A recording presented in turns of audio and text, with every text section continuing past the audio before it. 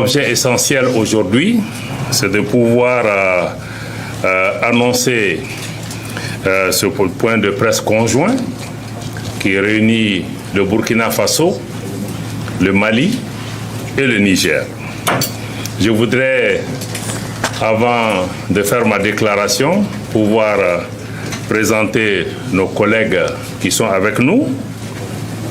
À ma droite, nous avons Madame Olivia Rwamba, qui est ministre des Affaires étrangères, de la coopération régionale et des Burkinabés de l'étranger du Burkina Faso.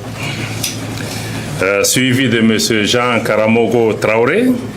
Non, je crois que je vais revenir à lui. Voilà, je vais finir avec le Burkina.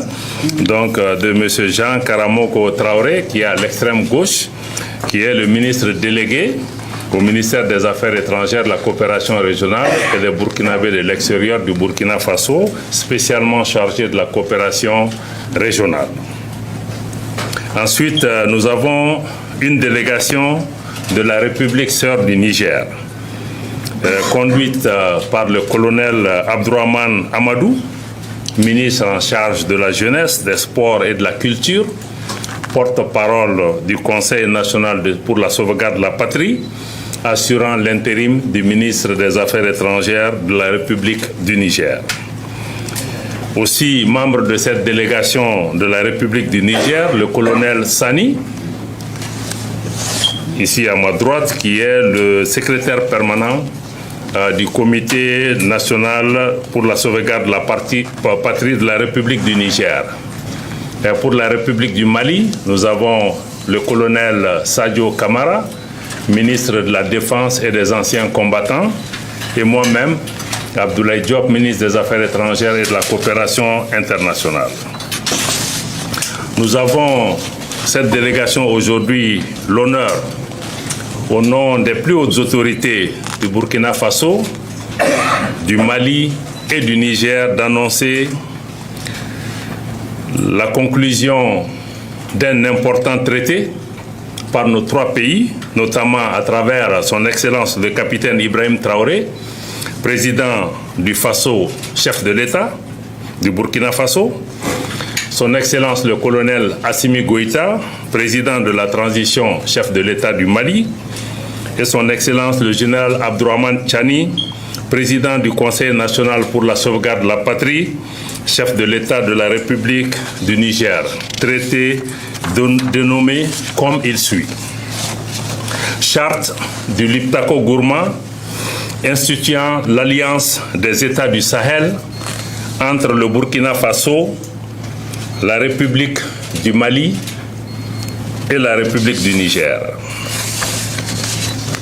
Le gouvernement du Burkina Faso, le gouvernement de la République du Mali, le gouvernement de la République du Niger, ci-après dénommés parties contractantes, réaffirmant leur attachement à la légalité internationale et régionale, consacrée notamment par la Charte des Nations Unies, l'acte constitutif de l'Union africaine et le traité révisé de la CEDEAO.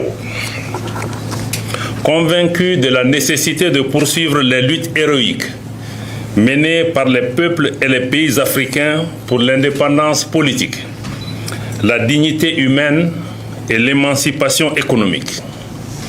Fidèles aux objectifs et idéaux de l'autorité de développement intégré des États du Liptako Gourma.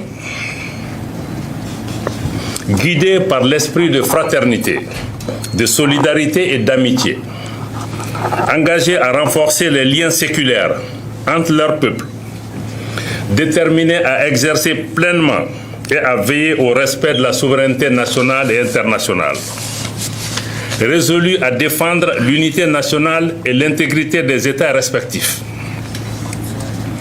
considérant les menaces multiformes à l'espace commun aux trois pays, conscients de la responsabilité de protéger les populations civiles en toutes circonstances, rappelant le droit naturel des États à la légitime défense individuelle ou collective, sont convenus de ce qui suit. Article 1er. Par la présente charte, dénommée Charte du Liptako-Gourma, les parties contractantes instituent entre elles l'Alliance des États du Sahel, en abrégé AES. Article 2. L'objectif visé par la Charte est d'établir une architecture de défense collective et d'assistance mutuelle aux parties contractantes. Article 3. Les parties contractantes mettront en place ultérieurement les organes nécessaires au fonctionnement et mécanismes subséquents de l'Alliance et définiront les modalités de son fonctionnement. Article 4. Les parties contractantes s'engagent à lutter contre le terrorisme sous toutes ses formes et la criminalité en bande organisée dans l'espace commun de l'Alliance. Article 5. Les parties contractantes œuvreront en outre à la prévention, la gestion et au règlement de toute rébellion armée ou autre menace portant atteinte à l'intégrité du territoire et à la souveraineté de chacun des pays membres de l'Alliance, en privilégiant les voies pacifiques et diplomatiques et en cas de nécessité à user de la force pour faire face aux situations de rupture de la paix et de la stabilité. Article 6. Toute atteinte à la souveraineté et à l'intégrité territoriale d'une ou plusieurs parties contractantes sera considérée comme une agression contre les autres parties et engagera un devoir d'assistance et de secours de toutes les parties, de manière individuelle ou collective, y compris l'emploi de la force armée, pour rétablir et assurer la sécurité au sein de l'espace couvert par l'Alliance. Article 7.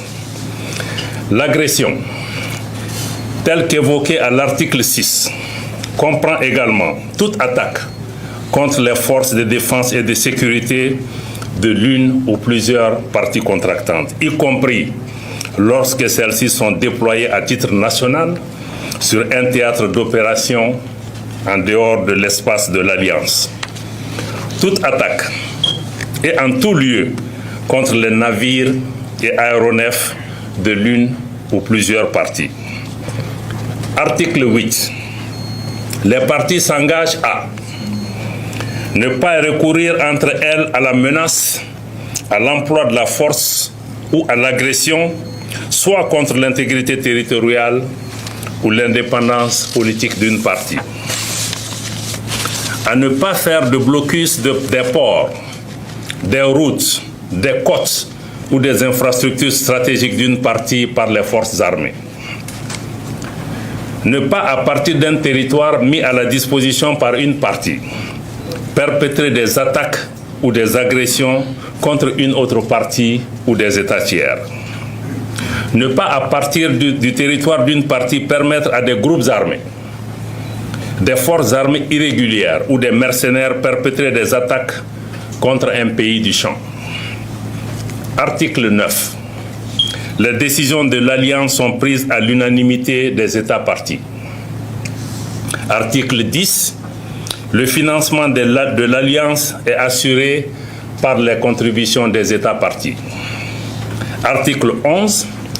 La présente charte peut être ouverte à tout autre État partageant les mêmes réalités géographiques, politiques, socio-culturelles qui acceptent les objectifs de l'Alliance.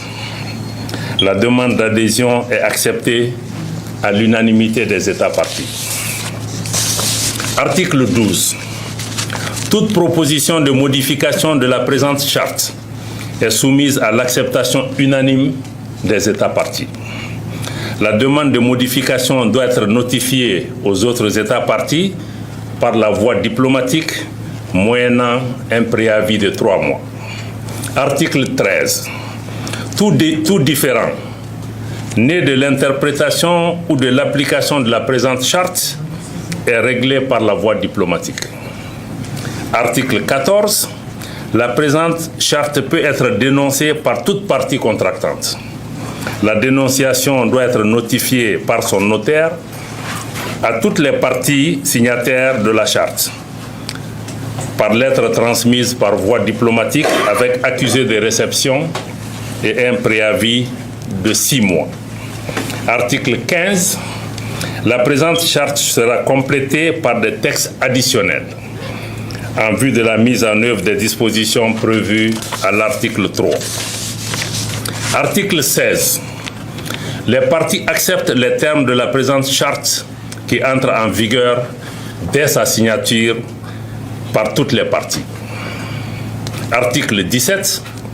La République du Mali, désignée dépositaire de la présente charte, transmet les copies certifiées aux autres États parties. Le dépositaire reçoit et soumet à la décision unanime des États parties toute nouvelle demande d'adhésion à l'Alliance, conformément aux dispositions prévues à l'article 11 de la présente charte. Fait ce jour, 16 septembre 2023,